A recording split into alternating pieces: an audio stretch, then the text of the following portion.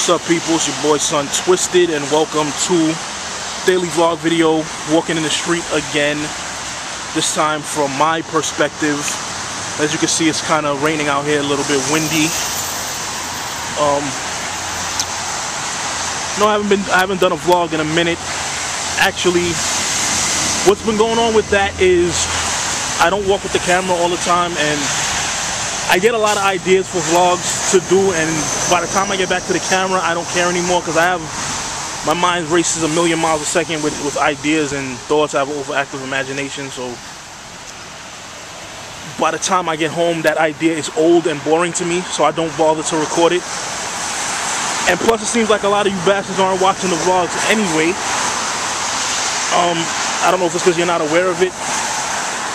You know, I know most people who watch your videos are, do not pay attention to the things that you type out in titles or descriptions or what you say in the video. So, probably not even aware of the blog channel on Blip TV. So, it's like, why waste my time putting work into those things if you're not gonna even watch them? Because when I put them on this channel, they get a lot of views.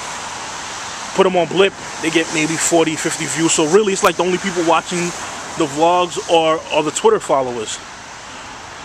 So, it becomes, to me, like, what's the point? And I guess y'all lose out on, some good commentary or conversation or thoughts, feelings, or whatever. And to all you people who are new, welcome to the channel. And if you haven't checked other videos, that's me right there. Yes, I'm black. And what I actually want to talk to you guys about, that's enough of New York City. Let's look at me as we walk. I don't know how well you can see that. Hopefully there's nothing in my nose. What I wanted to talk to you guys about was the viewership and subbing and unsubbing and all these type of things. It seems like, you put up one video and it gets just a shit ton of views, and you put up something else and nobody's watching it. It's like, why sub to a channel and then not watch the videos that channel puts up? Like, why are you there? And I've noticed, like, my sub count is fluctuating. Like, people are continually subbing and then the numbers are not changing. So that's mean people are unsubbing and new people are subbing.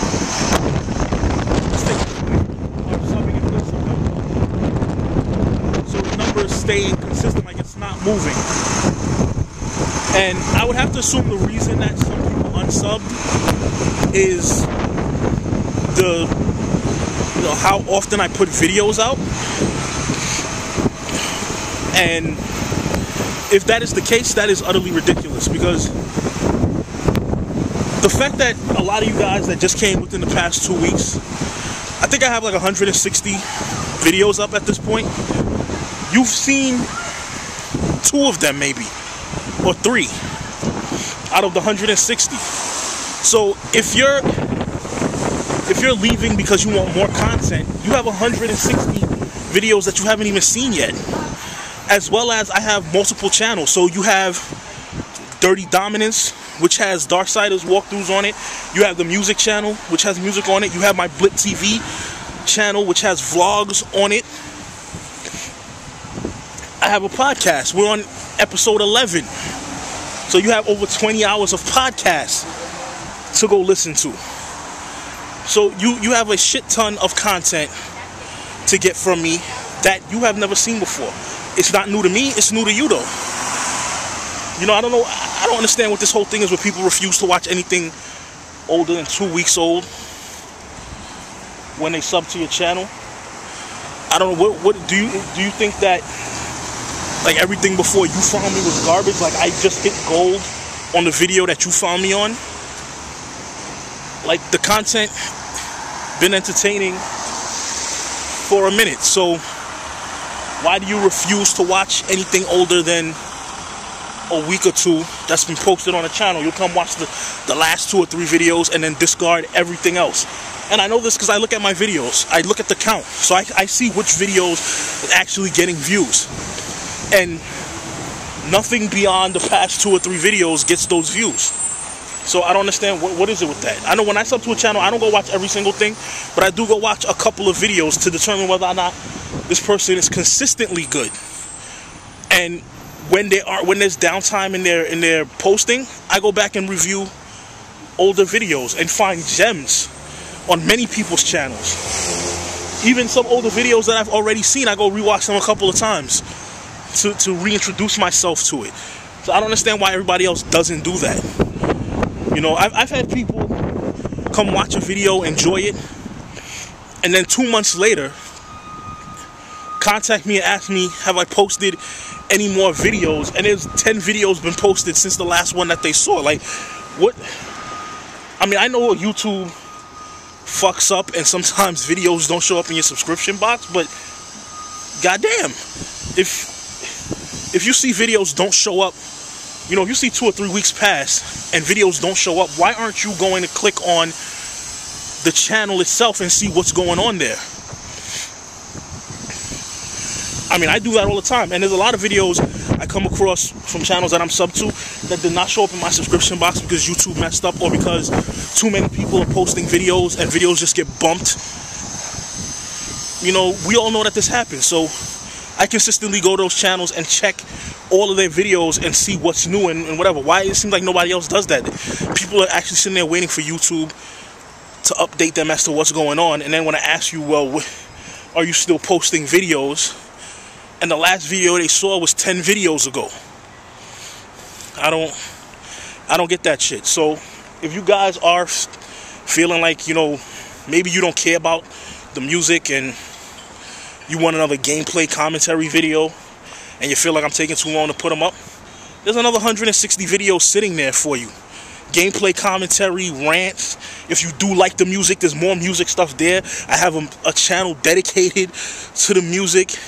If you like more vlog stuff like this, I have a Blick TV account that has the vlog stuff, and all that stuff is on my page. If you like podcasts, you know, only episode 11 was actually up on the website, but the link to where all the other episodes of the podcast are also on my page, and they're in the description of every podcast trailer, because every podcast I did, there is a trailer for it. Except for number 11, because I actually put that podcast on YouTube. So you can link, even in the description of number 11, has the link to my Podomatic page where all 10 episodes are. So you can go watch those if you want more podcasts. So, I mean, get up on that, people. Make it happen. Now, I want to discuss something that I had no intention of talking about. And only because a couple people asked me my opinions on it, and that's Battlefield 3. Now, I am part of the Battlefield community. I prefer Battlefield over Call of Duty. I do like both franchises. You know, I'm not one of those, oh, Call of Duty sucks. There are aspects about Call of Duty that sucks and about the Call of Duty community that suck, but overall, I like Call of Duty. I like Battlefield. My thoughts on Battlefield 3, from what I've seen so far, the graphics and the movement and the lighting and all that stuff looks amazing. The things that they're talking about implementing with the giant maps and jets and all of that stuff sounds good. I had some concerns with the prone. I had concerns with bushwhackies just like everybody else did. But now to find out that you can't shoot in prone, I have a problem with that as well. And I guess there's nothing they could do with prone that would actually make me happy. Simply for the fact that I think prone should be in the game for people who are legitimately taking cover when either, you know, some unknown sniper is trying to pick you off, so your head is not still popping up. You could actually legitimately take cover, or when you run out of ammo to legitimately take cover. But then, at the same time, the douchebags are going to abuse it to be prone under vehicles from far away and shooting you in your feet and all that type of nonsense. So, I mean, I guess we've gotten along without it. So if they didn't put it in there, whatever. But my main concern, the only thing I'm really thinking about, because the game sounds like it's going to be good. I have no No doubt the gameplay is going to be fun and interesting. Like other people, I don't know what they're going to do about the difference in the amount of players that is going to be on PC versus console. Because again, if they give us console players the maps big enough for 64 people, it's going to be whack. It's going to be kind of like what Heavy Metal is, which I think Heavy Metal is way too big for the amount of activity that's taking place on it. So you don't want that, but then at the same time, you don't want to clusterfuck like Medal of Honor with these tiny maps with a bunch of people running around and there's no opportunity. You're like basically like a what is that crap ass map that I hate in Black Ops? Nuketown. You don't want that type of situation going on either. So I guess the only way they could do that would be to like cut the map off on the console. You know, basically have areas that are not accessible. I mean, I guess the only problem that would give is if you're a multi-platform player. When you get on those maps from console to PC, you're going to be confused about certain areas. And when you get on those maps from PC to console, you're going to be restricted in certain things that you've become accustomed to doing. But I don't see any other way that they could do it. That would be the only way to make that happen. But my main concern with this game, like I said, is not the gameplay. It's the reliability of the connection between the consoles and the server. Because right now, Bad Company 2 is almost unplayable for me because of connection issues. You know, lag, being dropped from the server. I don't know how many of you know that I participate in a Battlefield game night every Tuesday. And this Tuesday, the game night had to be canceled because we could not get a game to start in Battlefield. It just would not connect to the server. It kept dropping us once we got in there. Some people could get in, some people couldn't. And we experienced this every week. And it's just that this week was the first week that it was so bad that we couldn't even play one round. You know, and so this has been going on for months with a terrible connection, and I don't know how many of you follow, you know, GT and all these guys on Twitter. And a couple months ago, Dan Von Trapp put up an article from, I don't know if it was an engineer at DICE, explaining what's going on with the connectivity issues and what they can do to fix it and what they will do to fix it. And what they explained basically sounds like they have to completely restructure the tables for the servers to handle the amount of players smoothly. And they said they're not going to do it for Battlefield because it's too time consuming. Did they design new systems and, you know, a new infrastructure for the network for Battlefield 3? Or are they going to just continue to use the existing infrastructure that they have for Bad Company 2? I don't know. That's my main concern. Like I said, I have no doubt that the game itself is going to be good. But the game being good doesn't mean anything if I can't play it.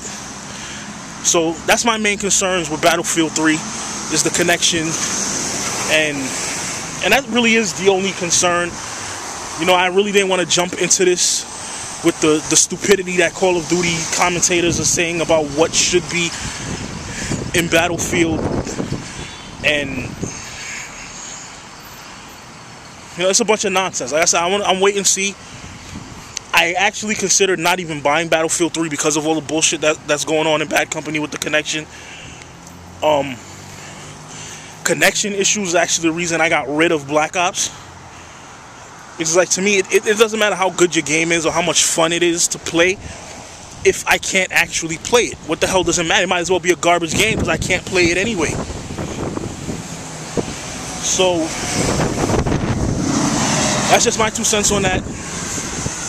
I actually had something else I wanted to talk to you guys about, and I completely forgot. I'm kind of tired right now. It's cold. Didn't really get much sleep. Trying to... Well, to anybody who subbed to System Lords Tech, the reason videos haven't been put up there yet is because I'm having problems in the lab with the equipment. It seems like as soon as I sit down and decide to really do some serious work in here, that's when equipment decides it doesn't want to work. And Turns out the computer that's down there might not even be able to run what I want to run in the lab because of the amount of memory that it has.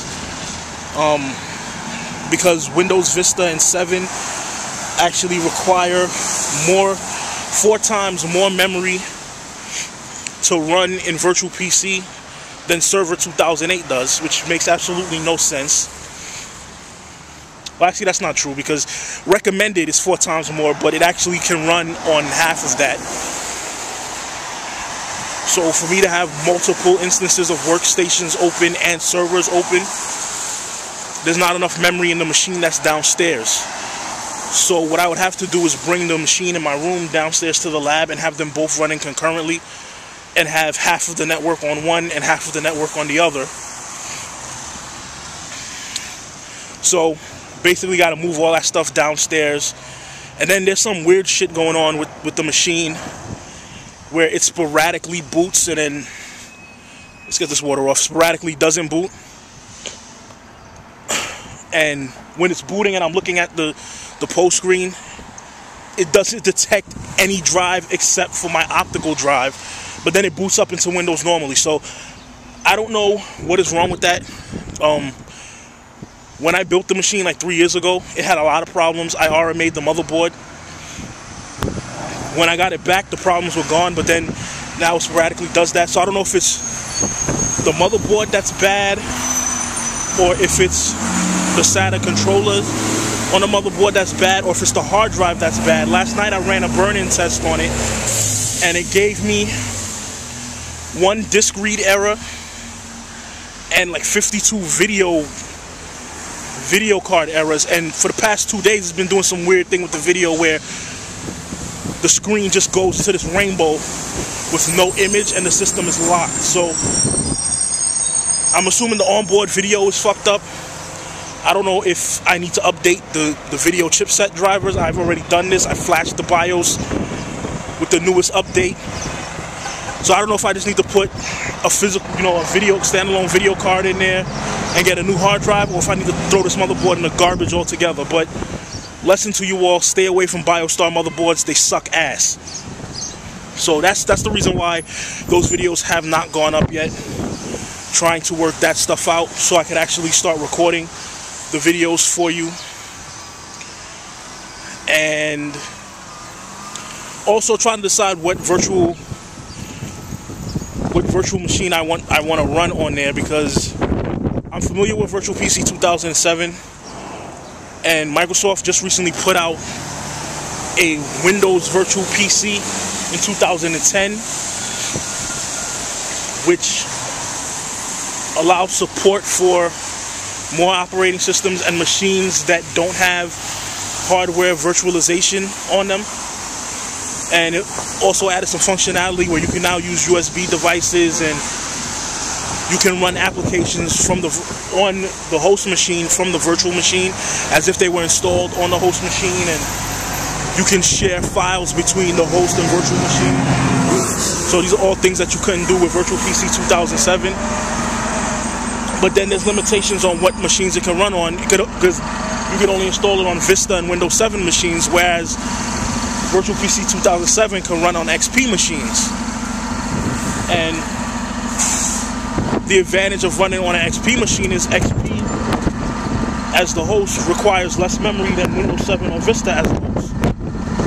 So when doing this, you have to take into consideration the amount of memory for the host as well as the amount of memory for the guest. So messing around with those and getting that stuff right. So once that's all up and running, I'll make a video on how to actually set up an affordable lab in your home so you can practice. And then we'll actually get into installing which virtual machine we're going to use, how much memory they need, show you how to actually install operating systems on it, and then start getting into network configuration and all that stuff. But